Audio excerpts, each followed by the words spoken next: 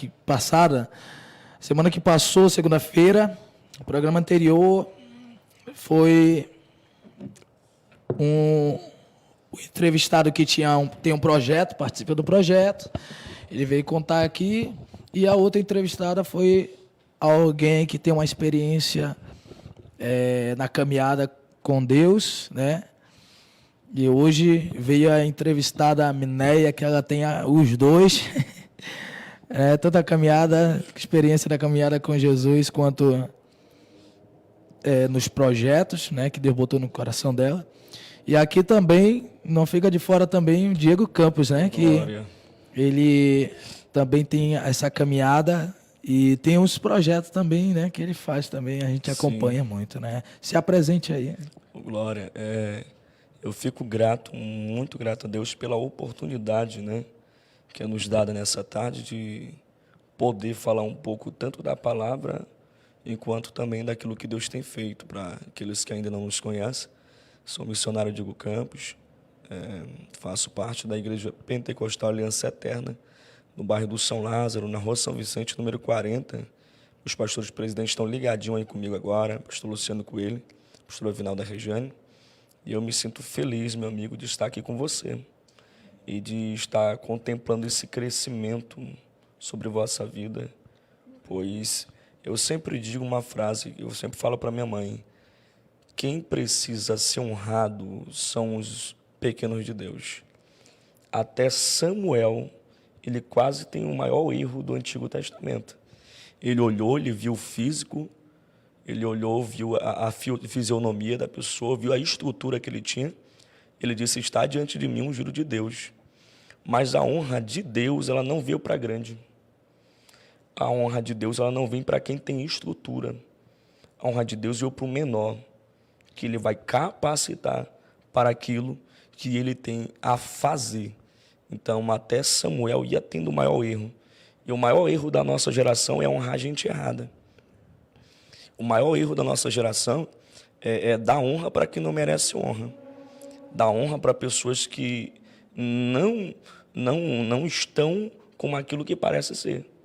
E acabam sendo honradas enquanto os homens de Deus que ralam, os músicos que ralam, os pregadores que ralam, os levitas, principalmente, que é os que mais sofrem, eu nem digo nem nós, pregador, que mais sofrem na obra são os levitas, pois a gente vê muitos que dão a vida e ninguém nem liga para eles.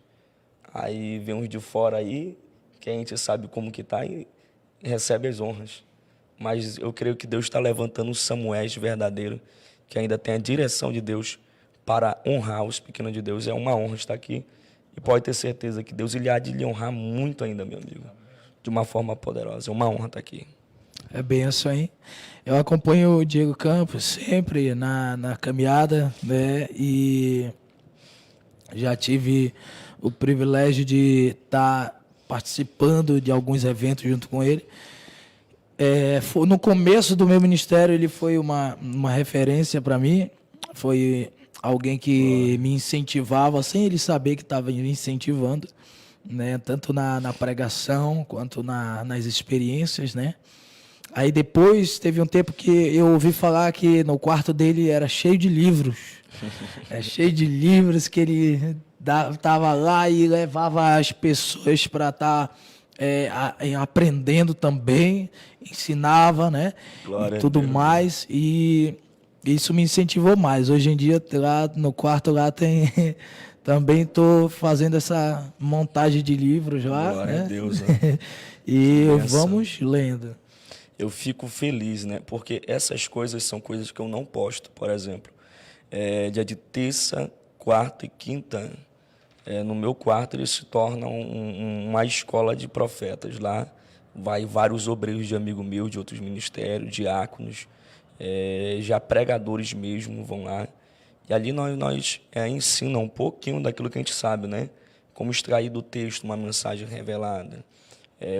Como conhecer o texto, como não haver tantos erros de interpretação, como interpretar um texto, como aperfeiçoar a oratória. Por exemplo, existem muitos casos que a gente vê em algumas igrejas, um irmão dá uma saudação, aí o outro ri, porque o irmão não se expressou bem, o irmão não tem uma oratória tão boa. Aí esses irmãos chegam, meu irmão, vamos lá em casa, de terça-feira, terça, quarta, quinta. São dias, eu falo o horário, a gente aperfeiçoar, porque um dia alguém riu de mim. Um dia alguém disse assim, rapaz, esse moço aí não vai não é um lugar não. Zombaram muito, porque eu não tinha aquele apoio para alguém pegar e dizer, não, é por aqui, para aperfeiçoar a oratória é aqui, para interpretar o texto é aqui. Então, hoje, para as pessoas não passar aquilo que eu passei, eu procuro ajudar, né? E graças a Deus, Deus tem levantado muitos pregadores, e os pastores amigos meus já estão enviando outros obreiros já para se capacitar para a área da pregação, porque só de Bíblia de estudo eu sou fanático por Bíblia de estudo. Eu já estou de olho já em outra para me comprar, que ela está no valor de R$ 250. É um investimento. Eu aprendi uma coisa, se ninguém acredita em você, você acredite. Se ninguém investe em você, não tem problema, você mesmo vai investir em você. Então, ali só agora nós já temos 26 Bíblias de estudos que não se repetem, fora as outras que já tenho repetida, que eu dou para o meu filho na fé, e vários livros, o livro mais caro que tem nas lojas, chamado Champions, Champlin, que a gente tem também, e outros livros que são bastante caros. Deus vai nos abençoando, a gente vai instruindo, né? Não é só ganhar almas, é também discipular elas. Não é só ganhar elas, é preparar elas para conquistar outras. É por isso que João Batista ele vai vir com uma mensagem diferente. Sabe qual é a mensagem de João Batista? Ele vai dizer assim, eis que o machado ele já está à raiz. A árvore que não der bom fruto, esta será cortada. Observe o texto. Deus ele não quer saber do fruto. Só vou falar mais uma vez. Deus ele não quer saber do fruto. Olha o texto. A árvore que não der bom fruto. Eis é o mistério. Fruto qualquer um dá, mas bom fruto não é todos. Fruto qualquer um dá. O pregador pode estar como tiver, o levita pode estar como tiver. Nós vamos ser canal de bênção para ganhar. Agora o negócio é gerar bons frutos aí. Jesus vai vir com uma mensagem só encaixando o que João Batista falou. Dignos de arrependimento. Frutos diferentes. Pessoas dizer assim, eu ganhei ele, olha aqui, mas esse daqui é um homem de Deus, discipulei ele, que é um jovem de Deus, discipulei ele.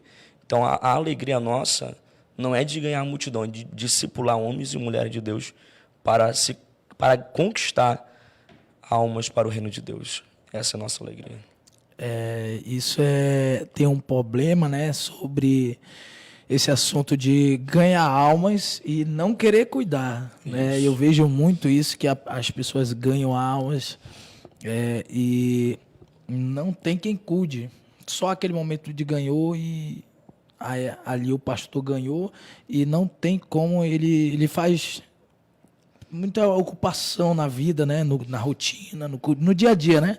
Isso. E, então aquilo fica ali, ela foi ganhada, mas tá perdida ao mesmo tempo, que ela aceitei Jesus e agora por onde que eu começo? Não tem aquele apoio, né? Não tem aquela instrução. Conta muito isso. Conta muito. Não é todo mundo que já vem para o evangelho com aquela força. Tem aqueles que já vêm com aquela garra, né? Tem aqueles que já vêm já com uma convicção mais forte, mas tem aqueles que já vêm com uma ovelha ferida, precisando de um bálsamo, precisando de um tratamento. Aqueles que que nem Pedro, tem que ter mais paciência, né? É um discípulo mais difícil de se lidar.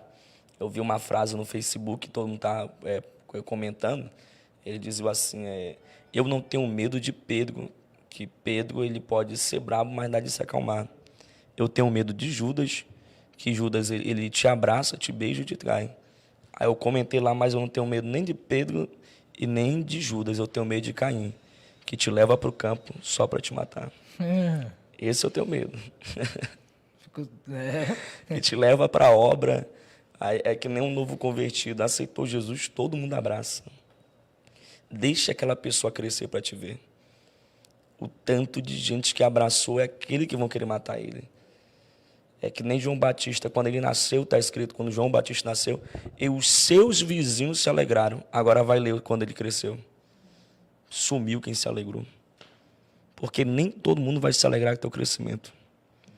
Nem todo mundo vai se alegrar com o destaque que você vai ter. Então a gente tem que entender, quando ele cresceu, alguém diz, corta a cabeça dele. Mas podem tentar, mas se Deus disser não, é não. Nós somos guardados por Deus. Tudo é feito debaixo da direção dele e da vontade dele. Amém? Tem uma frase, né, que eu sou acostumado a ouvir, que as pessoas falam que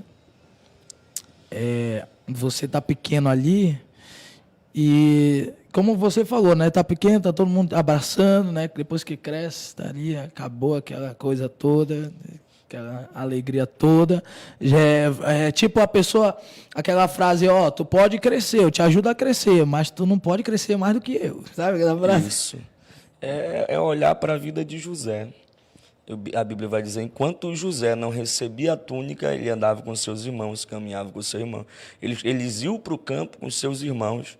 Agora, quando ele recebe a túnica, já vão olhar com um olhar diferente para ele. Já vão fazer a panelinha dizendo, a gente não pode se aproximar muito de José. A gente não pode mais ter aquela comunhão com José. Porque a gente tem que entender uma coisa, tem gente que é que nem Saul. A Bíblia vai dizer que Saul se tornou inimigo de Davi todos os dias da sua vida. Era a Bíblia dizendo o seguinte, ainda que tu tente agradar aquela pessoa, nunca vai agradar. Ainda que você tente se aproximar daquela pessoa, ele colocou no seu coração ser inimigo para sempre. Ainda que a gente estenda a mão, não dá mais. Infelizmente. Davi, ele era pequeno, Saul mandava chamar ele para tocar harpa. Isso. Né? Aí depois que ele cresceu, nem vendo Davi com um pedaço da túnica, do manto dele ali, nem isso não resolveu. E sabe o que eu acho interessante na história de Davi e de Saul?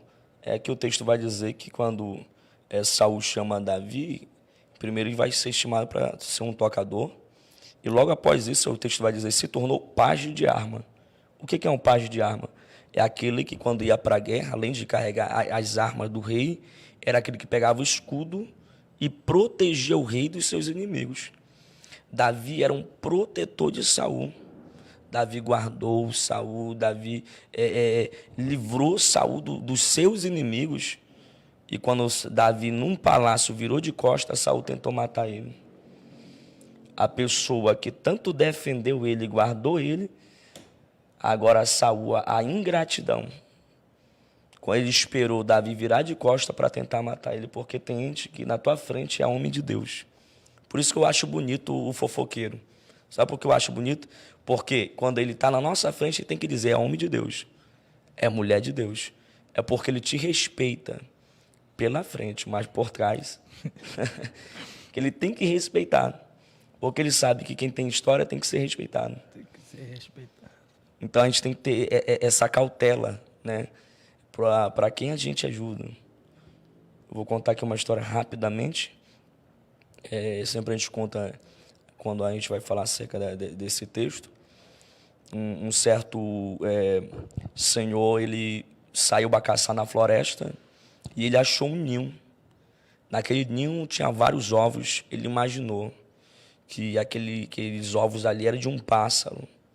Ele pega aqueles ovos, leva para sua casa e ele vai sempre esquentar, como se fosse a mãe, em cima dos ovos esquentando, para que a ave, no pensamento dele, não morresse. Ele cuidou, e todos os dias saía para trabalhar. E um certo dia ele botou para esquentando com o calor do corpo dele, saiu a trabalhar. Quando ele volta, os ovos estavam quebrados. E haja ele procurar o pássaro, Na mente dele é um pássaro. Procura e não acha. Quando ele vai se deitar, eram várias serpentes. A serpente que ele tanto cuidou picou ele. Então a gente tem que ter esse cuidado com quem a gente abre a porta na nossa casa.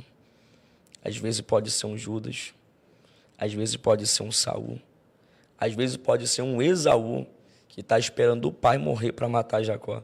Então são essas cautelas nessa história. Acautelai-vos. vigiai-vos. É essa vigilância, senão a gente pode terminar frustrado e decepcionado e não acreditando mais que existem amigos. Existem, mas acautelai-vos. Existem amigos, mas tem que saber encontrar esses amigos aí. Isso. Esaú, né? Esaú era igual Jacó, gêmeos, né? Isso. Só que com a mente diferente, né? As atitudes diferentes. Isso mesmo. Crescimento diferente, né? Diferente. Moço diferente. Quando eu falo em crescimento, é fundamental para a nossa vida, crescimento. E vai depender de como... É igual um casal, ele foi criado numa natureza, de um jeito, uma criação, o outro também diferente, um diferente do outro, a criação, né? A natureza, o ensinamento, é diferente. É difícil encontrar, até agora eu não achei, pode ter, ainda não achei alguém que é igual, na mesma criação. E o crescimento. E quando um não entende o outro, não entra uma concordância, assim, haja briga e discussão e quer se separar e acaba aquela amizade, acaba aquela união, né? Verdade. É a mesma coisa de um com o outro, né? Você se encontra e não tem concordância, não tem o mesmo foco, e isso vai dar problema, né? Um vai querer ser melhor que o outro, nunca vai querer estar errado. Verdade mesmo. Verdade. Sempre tem isso na vida. Na sua caminhada, tem quanto tempo de caminhada? Eu estou indo para os meus 7 anos agora. Dia 20 de outubro eu inteiro 7 anos de que sirvo ao Senhor, né? 7 anos de caminhada. E quem é meu pai na fé, quem me ganhou para Jesus, estava pregando agora sexta-feira na igreja dele, que mandar um abraço, Bispo Ronaldo Silva. Foi o canal de bênção para a nossa vida. É algo profético entre a vida dele e a minha casa, porque ele ganhou ganhou minha irmã Tainá Campos, missionária Tainá, ganhou minha tia, que tinha saído da cadeia no dia que ele ganhou ela, ganhou um tio meu, que é ex-mendigo, e graças a Deus, através da vida dele em nossa casa, houve uma restauração muito grande. E foi profético no dia que ele foi ministrar na igreja. Eu estava jurado de morte no Zumbi 2, onde eu moro na Vitória, e Armando Mendes. E eu decidi naquele dia aceitar Jesus, eu fui pro tudo ou nada. Se for para morrer, eu vou morrer crente. E naquele dia eu avisei minha mãe, eu quero ir para a sua igreja, eu quero aceitar Jesus, estou com desejo, eu já estava com desejo. E naquele dia ele pregou sobre a morada do Espírito Santo. Ele pregou uma mensagem extraordinária. E antes dele ministrar, ele disse a senhora de cocó lá atrás. Isso, a minha mãe se levantou, fica de pé, levante sua mão. Deus manda lhe dizer hoje, Deus liberta 2 da sua casa.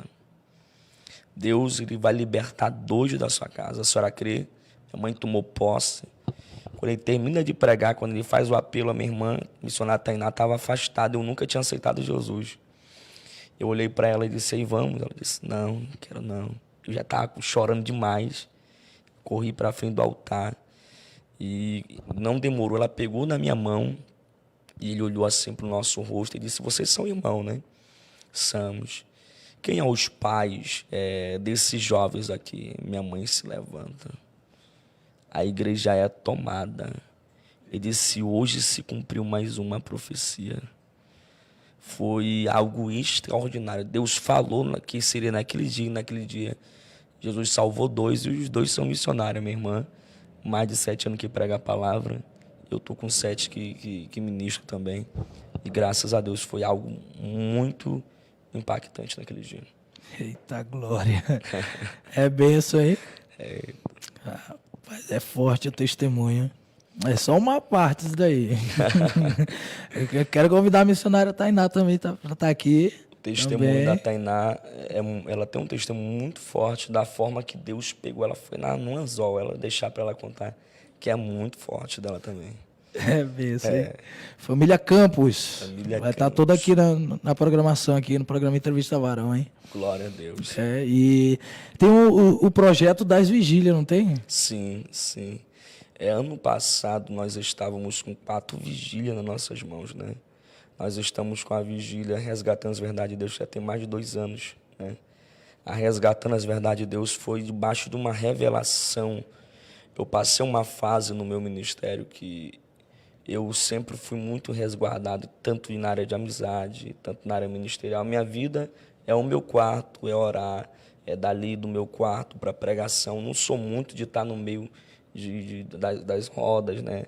Eu sou mais na minha, eu faço meus compromissos e eu volto também para minha casa. E eu passei uma fase no meu ministério difícil e eu pensei assim, eu acho que Deus tinha de fazer, já fez, né? Já tinha viajado bastante. Disse, eu acho que até aqui deu o que era para ter dado. E eu continuei indo para o monte orando.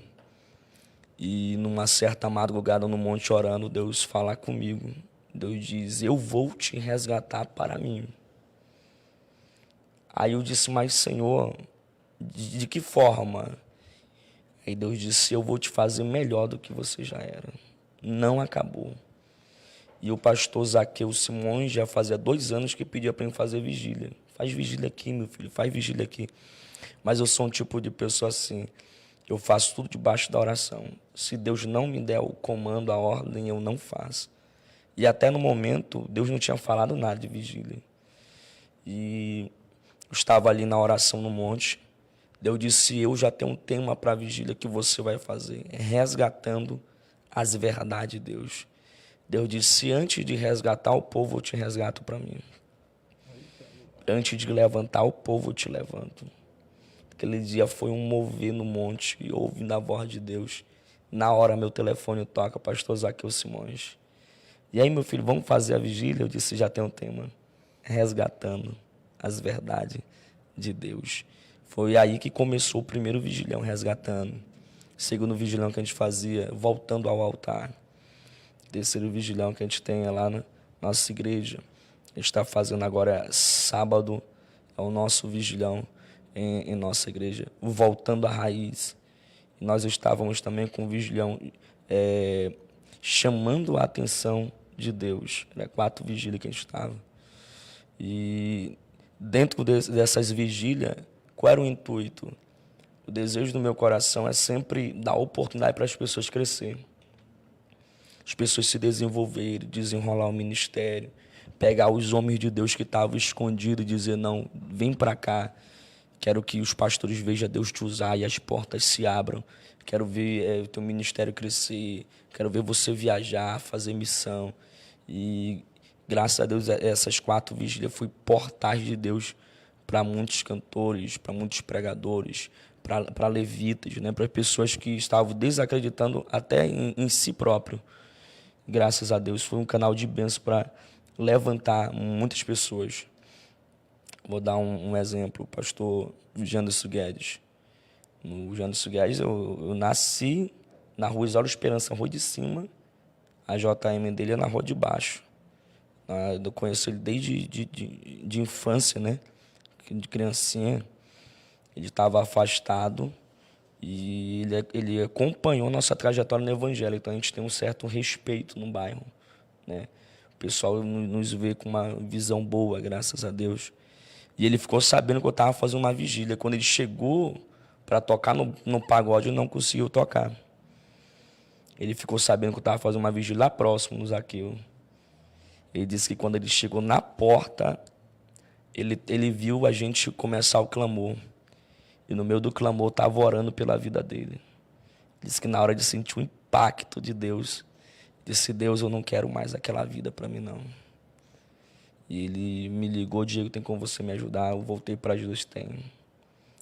E aí, resgatando a verdade, Deus resgatou até pastor. Toma. Tá bom, Glória quer mais?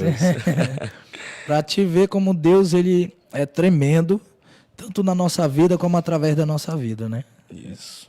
Então, eu quero deixar um gostinho de quero mais.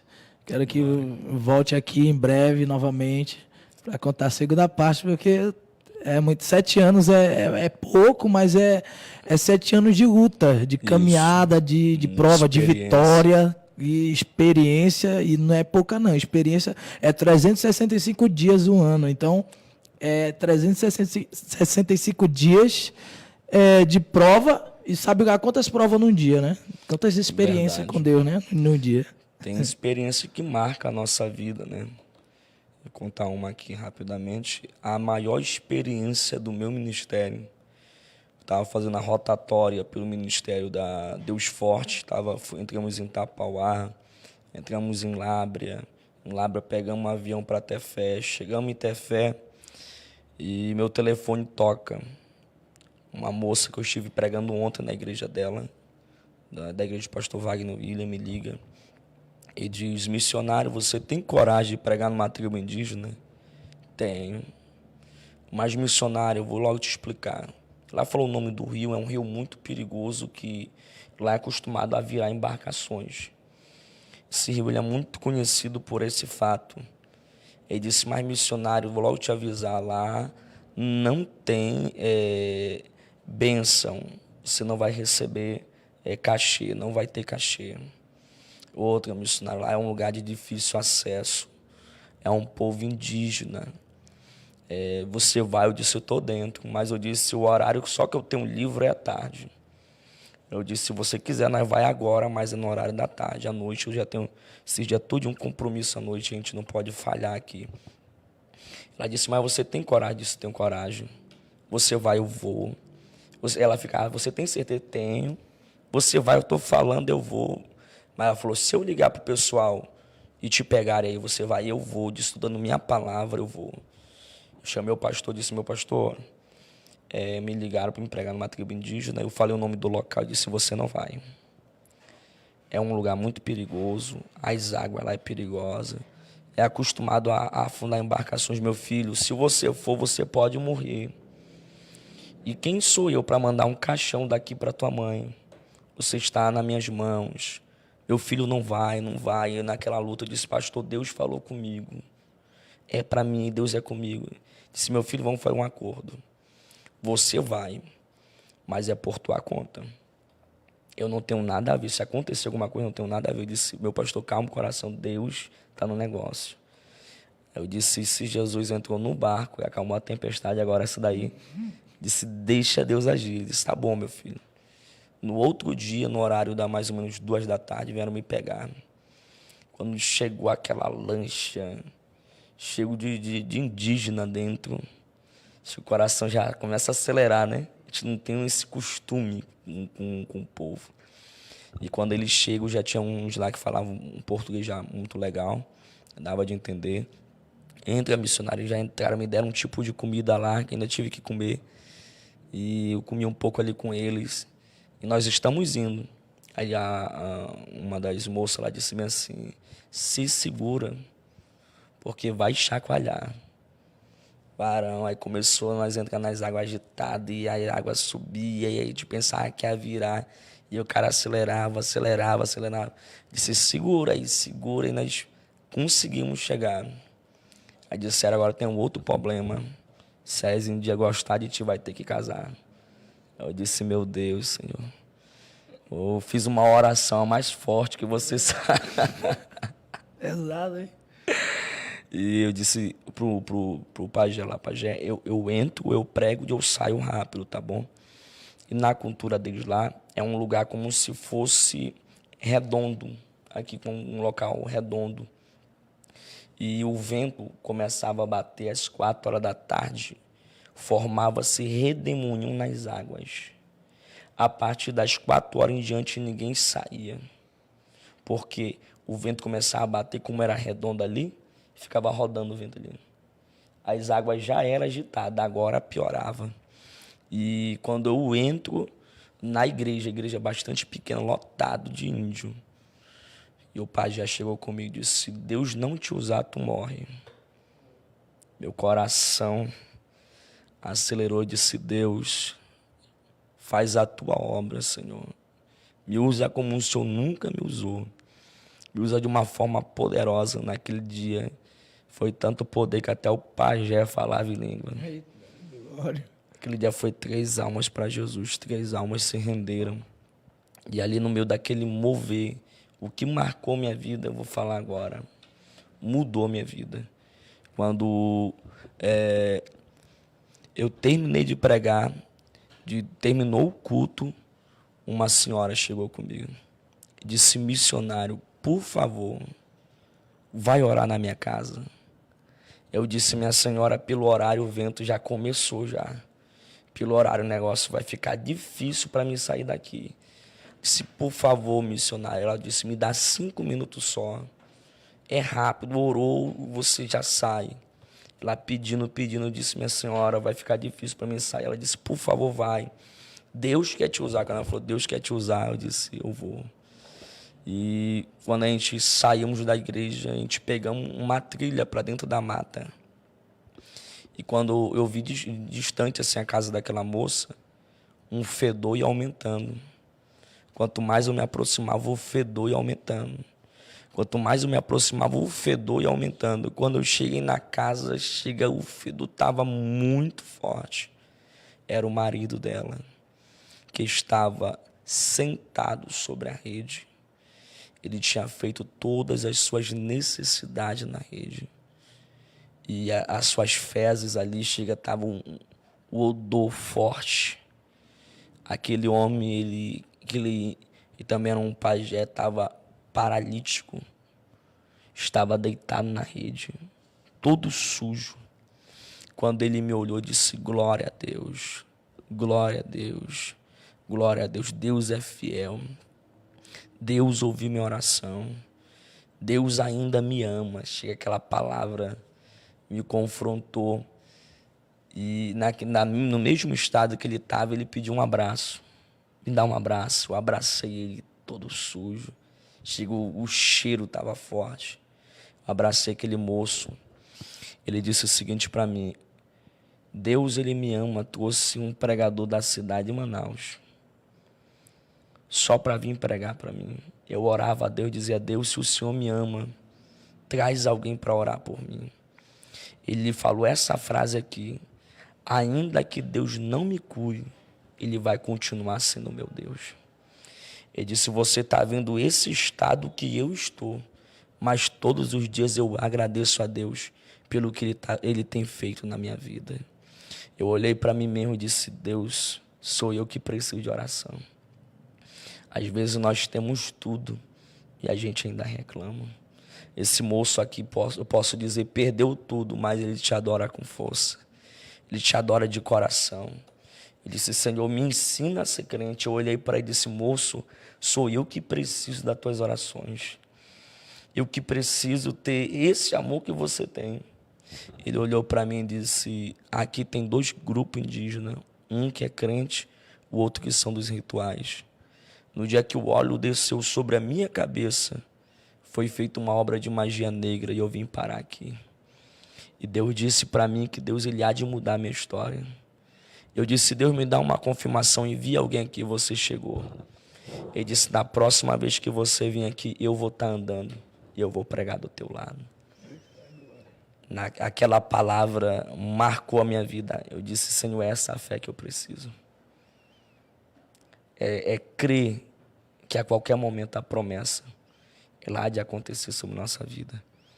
E eu orei ali e eu saí renovado, acreditando mais ainda nas promessas.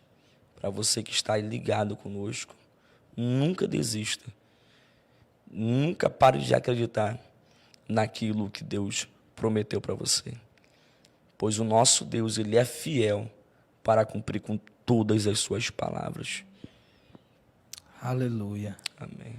Guarde essas palavras. Toma posse dessa palavra para você. Tem um vídeo aí do Diego aí, né?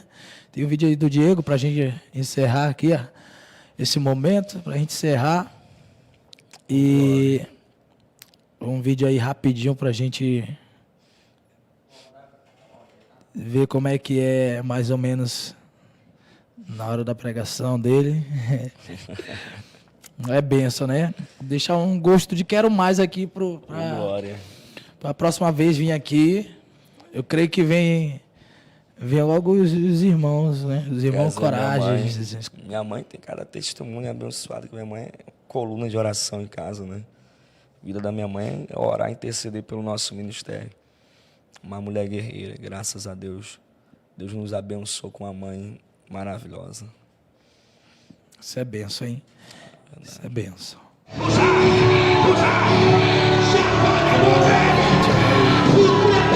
Assistir aí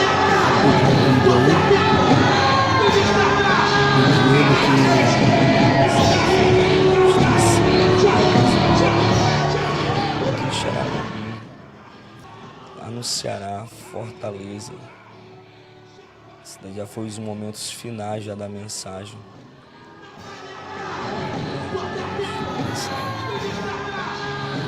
Foi no ano passado, esse ano.